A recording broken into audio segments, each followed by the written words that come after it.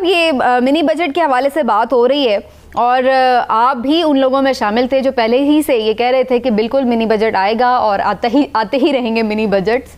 तो अब तो बाकायदा इसमें तरमीमी बिल की सूरत में लाया जा रहा है। क्या आपको नज़र आ रहा है फिर से महंगाई का नया तूफान आएगा? क्यों मिनी बजट लाने पर मजबूर हुई है हुकूमत? समीना, दो तीन बड़ी अहम चीज़ें हैं। जैसे आपने खुद कहा कि मैं उन लोगों में शामिल था। आपको याद होगा जिस दिन बजट था, हमने उस दिन भी जब प्रोग्राम किया तो मैंने कहा था कि ये इलेक्शन बजट दिया हुकूमत ने और हुकूमत तरमीमी जो है ज़िमनी बजट वो ज़रूर लाएगी और मिनी बजट दोबारा आएगा, बल्कि कई आएंगे। तो आज देख लें वो बात सच साबित हुई है, ये आ गया। अब आज मेरे नज़दीक जो सबसे अहम बात है वो दो सवाल हैं। एक तो ये बुनियादी सवाल है कि अचानक कौमी असम्बली का इजलास मुलतवी क्यों कर दिया गया, और दूसरा ये कि क्या ये मिनी बजट पास हो जाएगा कि नहीं। अगर इन दोनों सवालों पे बात करें तो मैं ये समझता हूँ कि क्योंकि ये जो है तरमीमी बिल या मिनी बजट, इसकी तजावीज़ को हुकूमत ने आइनी तरीके से सेनेट में भिजवा दी है। अब सेनेट में 14 दिन लगेंगे। 14 दिन वहाँ पे सेनेट ने हुकूमत के पास इन को मंजूर करवाने के लिए सेनेट में 14 दिन हैं। फिर ये वापस तजावीज़ असम्बली में आएंगी। अब जब असम्बली में आएंगी तो फिर हुकूमत उसे सादा अक्सरियत से भी पास करवा सकती है। यहाँ से अब वो दूसरा सवाल पैदा होता है कि क्या हुकूमत ये पास करवा लेगी।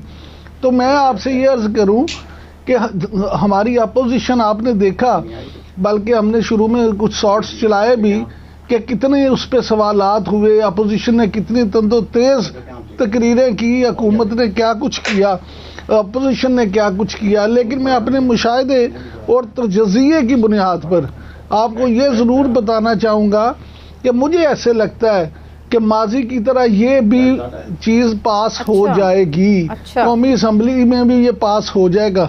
उसकी बुनियादी वजह ये है कि ये मामला सिर्फ हुकूमत का नहीं है, ये मामला रियासत पाकिस्तान का है।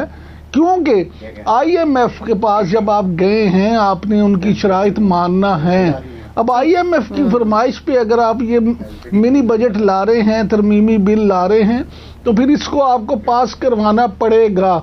ठीक, चलिए इस पे तो इमरान साहब फिर हम बात करते हैं कि पास कैसे होगा और कैसे नहीं होगा, कौन कौन इस दफ़ा खुफिया मदद करेगा हुकूमत की या ओपनली करेगा। इस पे तो हम ज़रा अभी डिटेल में बात करेंगे, लेकिन थोड़ा सा पहले हिलाली साहब का कमेंट ज़रूर लूँगी इस सारी पोजीशन पर जो हुकूमत लेने जा रही है। हिलाली साहब, आपको क्या लग रहा है आखिर ऐसी वजूहात क्या हुई जिसकी वजह से हुकूमत को ये मिनी बजट लाना पड़ रहा है, और पहले क्यों नहीं इन्होंने ये चीज़ें जो थी उनको फोर्स ही किया? इसका मतलब है पिछले बजट में कुछ खामियां रह गई थी। देखिए, सीधी सादी बात यह है कि 600 बिलियन रुपया जो है जो पेट्रोलियम लेवी में हमने ख़त्म किया है, उसको रिकवर करना था ना। वो तो 600 बिलियन लगना था। अगर ये कीमतें ना बढ़ते तो वो पैसे लग जाते। देखिए, मैं आपको बताता हूँ, ये सिर्फ शोरशार ये ऑपोजिशन कर रहा है, इसको कुछ नहीं। ये तो चाहते हैं ये बजट पास हो। अगर ना पास हो तो पता क्या होगा इनको, अगर ये अक्सरियत इनका है और ये गवर्नमेंट में आ जाए, इनको पास करना पड़ेगा। तो ये सब एक रैकेट है। ये प्रेशर डलवाना चाहते हैं गवर्नमेंट पे, ये शोरशार करके। और मैं आपको एक और बताता हूं, अगर नहीं पास होगा, मैं आपको बताऊं 2-3 चीजें क्या होगा। नंबर 1, आपको IMF प्रोग्राम से निकलना पड़ेगा। नंबर 2, आपको कोई कमर्शियल बैंक दुनिया में यूरो और डॉलर की कर्ज नहीं देगा।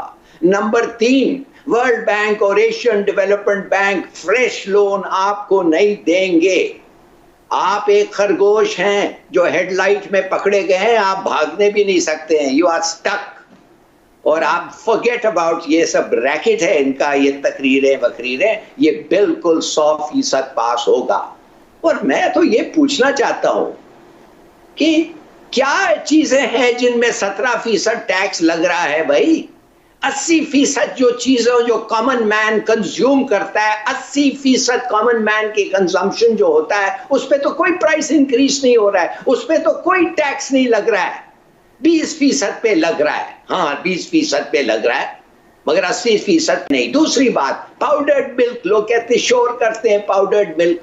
आपको पता नहीं पता है कि नहीं कि 80% माँ जो है वो माँ का दूध चलता है हमारे कॉमन मैन का। तो 20% है सिर्फ जो पाउडर्ड मिल्क लेते हैं। अफसोस है उन कहना कि उनका बढ़ रहा है, मगर दूसरी चीज ये भी तो है ना, रिबेट है जो आपने जिक्र किया था, रिफंड है जो आपने जिक्र किया था। और क्या अफसोस की बात है कि अगर ये लोग अपने टैक्सेस देते तो इसका भी जरूरत नहीं होता। ठीक समीना, चार चीजें हैं, याद रखें, सिर्फ 4 चीजें हैं जो इन्फ्लेशन को ड्राइव अप करते हैं पाकिस्तान में। 4 major imports, petrol, cooking oil, पकाने का तेल, लोहा, स्टील और कोल प्राइसेस। ये जब ऊपर जाते हैं, प्राइसेस बढ़ता है, इट इज एब्सोल्युटली इनएविटेबल।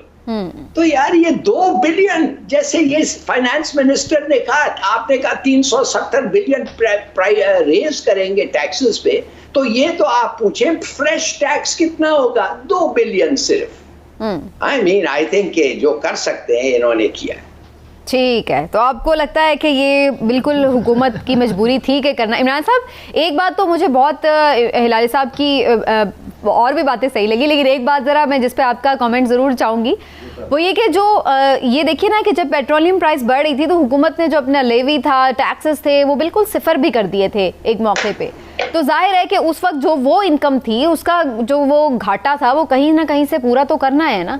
तो उस वक्त आवाम को उन्होंने थोड़ा सा उतना पास ऑन नहीं किया, उसका जो असर था, तो अब वो जाहिर है पूरा तो करना पड़ेगा, वरना कैसे बजट तो हो नहीं सकेगा पूरा।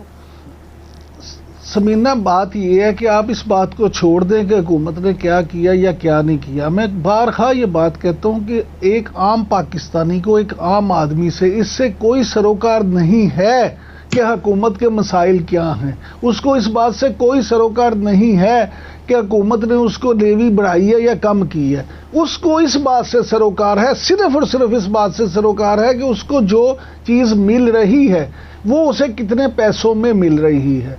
फार्मास्यूटिकल अगर महंगी होगी तो आम आदमी कैसे मुतासिर नहीं होगा? मुझे आप ये बताएं कि कैसे आम आदमी मुतासिर नहीं होगा। दूसरा, हमारे यहाँ जो इंडस्ट्रियलिस्ट तबके की सोच है, क्या आप ये समझते हैं कि सरमायादार को बेशक वो बाद में रिफंड हो, उस रिफंड का फ़ायदा वो अपने कंज्यूमर को देगा, एक आम पाकिस्तानी को देगा? माजी में तो कभी ऐसा नहीं हुआ, अब भी ऐसा नहीं होगा। वो तो अपना उस रिफंड से खुद फ़ायदा उठाएगा, क्योंकि वो मेरी खुद कुछ सनतकारों से बात हुई है, वो कहते हैं जनाब बात ये है कि हमें तो जब रिफंड मिलता है तो पहली बात तो ये है कि धक्के बड़े खाने पड़ते हैं। दूसरा, फिर जब रिफंड लेना जाता है तो 75% हमें मिलता है, 25% तो वैसे ही कटौती हो जाती है। वो जो करते हैं उनकी कमीशन होती है, 25 से 30% रेट तय है।